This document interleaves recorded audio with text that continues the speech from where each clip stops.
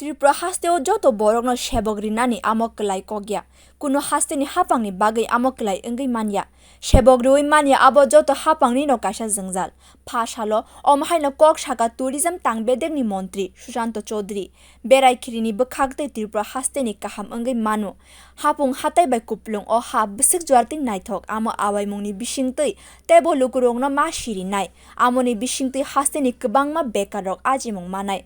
Hasteni revenue bo bangnai. Kendro haphangni chubai teibo kaham ke berai khino snamna bagwi haphang chaitokjak tongo omo kok rokno tui koklam khaina bagwi salo tang beding tangkrak rok bai achu kha montri Sushanta Chowdhury. Bahai ke o hasten naithok thai rokno teibo naithok khwlai manai omo rokno tui kok salaika borok. Koktama thomnai rokni bisingtwi montri Sushanta Chowdhury saka hasteni joto hangkhorokno naithok khlaina bagwi kaisa berai khiri snamjakna bagwi chaitokjak tongo. Kendroni haphang kaiba projectni bisingo kaini project pass khlaika ama Tripura Sundari mondi no naithokke tisana bagwi snamjagwi tongo. Jotoni chubai Hasteno teibo naithokke snamjakna hini sakabo.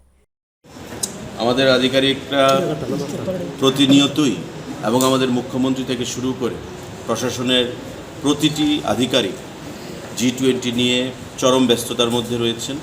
গতকালও মুখ্যমন্ত্রী পৌরোহিত্যের review meeting ছিল, কারণ আপনারা জানেন যে আমাদের বিশ্বের রাষ্ট্রনায়কদের মধ্যে অন্যতম আমাদের দেশের প্রধানমন্ত্রী মোদিজি G20কে অর্গানাইজ করার জন্য আমাদের যে সুযোগ প্রদান করেছেন তাতে ত্রিপুরা রাজ্য মোদিজিকে ধন্যবাদ জানায়, কৃতজ্ঞতা জানায়।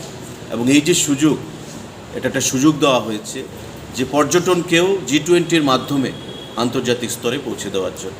তো প্রস্তুতি চূড়ান্ত পর্যায়ে রয়েছে। আপনারা জানেন 3 এবং 4 তারিখ G20-র মিটিংয়ে রাজ্যে সামিট অনুষ্ঠিত হবে এবং G20-র মাধ্যমেও ট্যুরিজমকে আমরা একটা বিশেষ পাবলিসিটি বা একটা বিশেষ অ্যাডভার্টাইজমেন্ট যাকে আমরা বলি সেটা করতে পারবো ত্রিপুরাকে নিয়ে। নির্মহলকে সাজানো হচ্ছে, রাস্তাঘাট নতুন আকারে সাজিয়ে তোলা হচ্ছে, বিভিন্ন ক্ষেত্রগুলো যেখানে তার সামিট অনুষ্ঠিত হবে বা আমাদের প্রতিনিধিরা যে জায়গায় যাবেন সেই সমস্ত জায়গাগুলোকে সাজিয়ে তোলা হচ্ছে। একটা সাজো রব প্রত্যেক জায়গায় রয়েছে।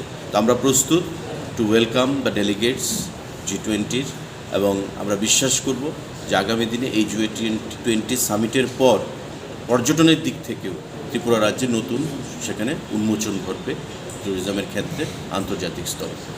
কতজন আসবে প্রতিনিধি?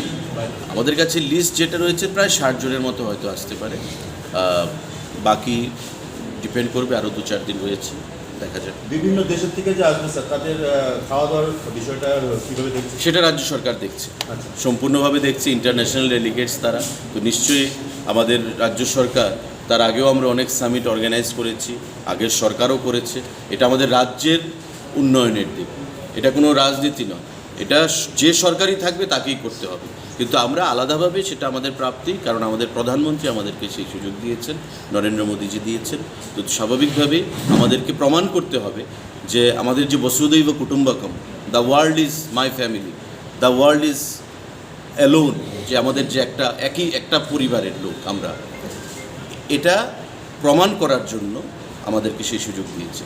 সুতরাং কাশ্মীর থেকে কন্যাকুমারী থেকে মিজোরাম, আমাদের ত্রিপুরা রাজ্য, কাচ্ছ, আপনি যেটাই বলুন, ত্রিপুরা রাজ্যের বা বিভিন্ন রাজ্যের ভাষা, সংস্কৃতি, খাওয়া দাওয়া আলাদা হলেও প্রতিটি রাজ্যে বিভিন্ন জায়গায় G20 সেই সুযোগ দেওয়া হয়েছে। মানে ওই ডেলিগেটদেরকে প্রতিটি রাজ্যের কালচার, খাদ্য, সংস্কৃতি, সমস্ত কিছুর দিক থেকে একটা এক্সপিরিয়েন্স নিয়ে তারা যাবে এবং গিয়েই তারা বিবেচনা করবে যে ত্রিপুরা রাজ্যের ট্যুরিজম বা ত্রিপুরা রাজ্যের পর্যটনটাকে আরও কী করে সামনের দিকে এগিয়ে নিয়ে যাওয়া যায়। আজকে এশিয়ান ডেভেলপমেন্ট ব্যাংক আমাদেরকে ফান্ডিং দিচ্ছে। কেন দিচ্ছে? নিশ্চয়ই ত্রিপুরা রাজ্যের পর্যটনের ক্ষেত্রে সেই পসিবিলিটি বা আগামী দিনে সেই সম্ভাবনা তারা দেখতে পেয়েছে, তাই এডিবি আমাদেরকে ফান্ডিং করছে। আমাদের স্মার্ট সিটি ফান্ডিং হচ্ছে। তো ত্রিপুরা আজকে সেই জায়গায় নেই যেটা বিগত 15 বছর, 20 বছর, 10 বছর আগে ছিল।